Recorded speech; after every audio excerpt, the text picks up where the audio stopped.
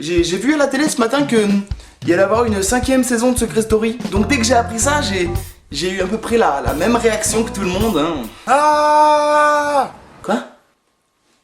Ah, vous faites pas ça quand vous êtes énervé, vous? Ah. Sinon, je pense que tout le monde connaît le principe de l'émission ici, hein. Ah oui, y a personne dans ma chambre. Je pense qu'ils nous ont suffisamment saoulés ces 4 derniers étés avec Jean-Kevin, Jean-Brandon, Jean-Steven, Kiki Story, saison 5.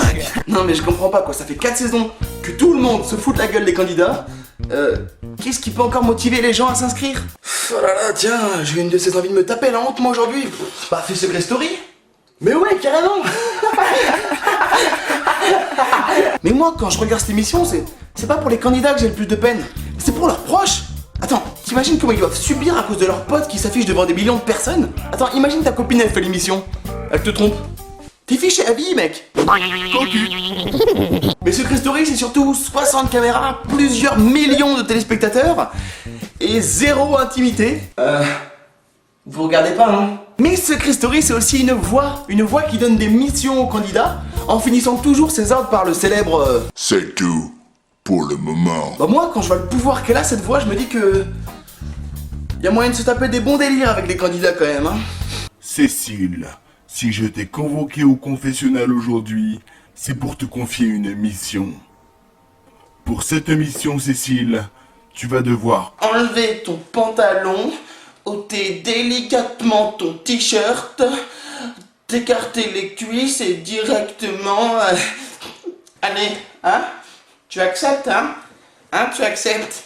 Allez, Cécile, c'est tout pour le moment. Puis même, les candidats, ils sont enfermés, ils peuvent pas sortir, ils ont pas la télé, ils ont pas de portable, ils ont pas l'ordi, ils voient pas leurs potes.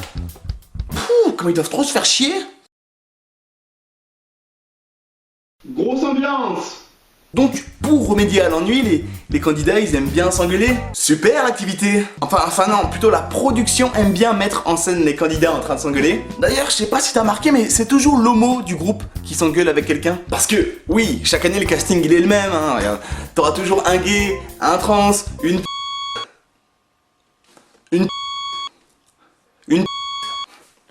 Je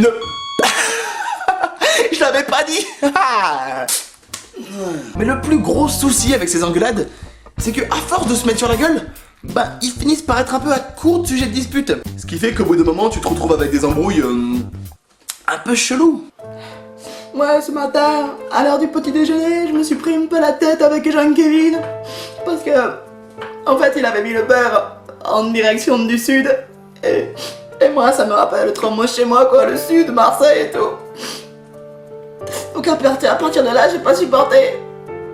Je me suis mis à lui insulter sa mère et je lui ai mis des coups de couteau, quoi. Mais je suis pas méchante, moi. Je suis pas méchante. Mais tu vois, moi je comprends pas trop les gens qui veulent faire cette émission. Enfin, je sais pas, après ça, tu vas pas devenir une star. Enfin si, pendant peut-être 2 jours. Ah, en fait, c'est comme quand tu chantes avec de la musique dans les écouteurs. Tu crois que tu chantes bien?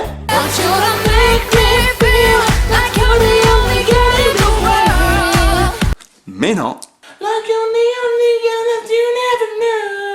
Et ben quand tu fais Secret Story, tu crois que tu vas être le nouveau Brad Pitt?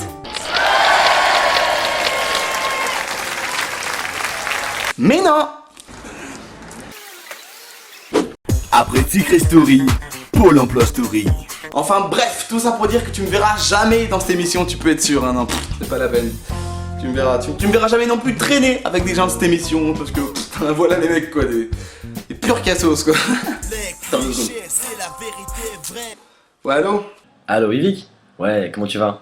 Bon alors, tu vas à la maison ce soir? Ah bah ouais, carrément. Non, j'ai pas envie de venir, arrête de me saouler là. Putain, il fait que m'appeler, il me saoule là, arrête, c'est bon.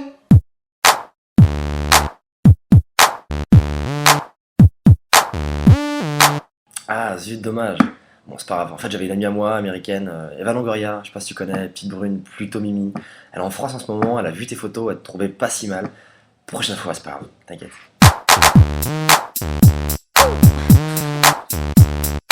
Et oublie pas que tu peux aussi suivre mon Miami Story sur Facebook, Twitter et Weezy. Bonne journée! Ciao.